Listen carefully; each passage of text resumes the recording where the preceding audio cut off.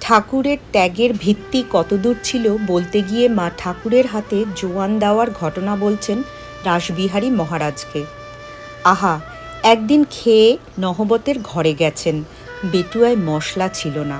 দুটি জোয়ান মৌরি খেতে দিলুম আর দুটি কাগজে মুড়ে হাতে দিলুম, বললুম নিয়ে যাও। তিনি নহবতের ঘর থেকে ঘরে যাচ্ছেন, কিন্তু ঘরে না গিয়ে সোজা দক্ষিণ দিকে নহবতের কাছের গঙ্গার ধারের পোস্তায় চলে গেছেন। পথ দেখতে পাননি, হুঁশও নেই।